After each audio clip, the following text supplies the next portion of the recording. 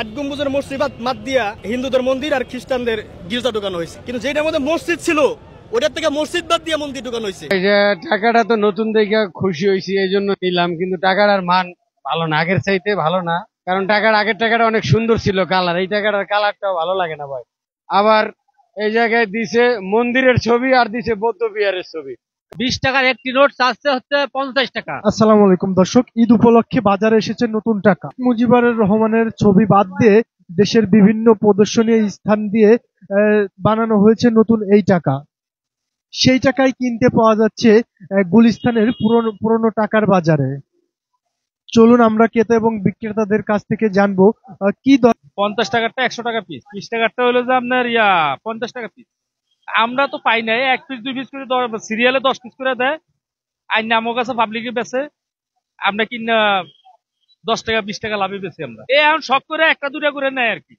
এখন তো আর পাবলিকে এত আহামরি নিতে পারে না।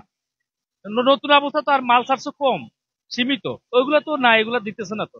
এগুলা ওই যে আপনার 50 টাকা বান্ডিল বেচতেছি 400 টাকা, 5,400 টাকা। 20 টাকার একটি নোট চাচ্ছে হচ্ছে 50 টাকা, আর 1000 টাকার এক বান্ডিল 1 লক্ষ টাকা চাচ্ছে 4000 টাকা বেশি। আর 100 টাকার নোট এক বান্ডিল 10,000 টাকা, দাম চাচ্ছে হচ্ছে আপনার 3000 টাকা। আর পুরাতন 50 টাকার এক বান্ডিল চাচ্ছে হচ্ছে আপনার 400 টাকা।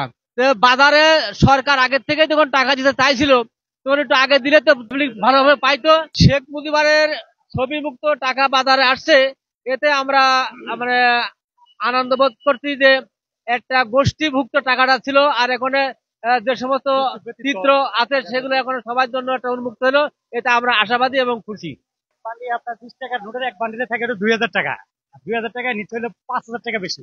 অর্থাৎ 2000 টাকা নিতে গেলে আমার 5000 টাকা পে করতে হচ্ছে, অর্থাৎ 7000 টাকা লাগতেছে। আমার 2000 টাকা নিতে গেলে নতুন টাকা 7000 দিতে হচ্ছে আর কি।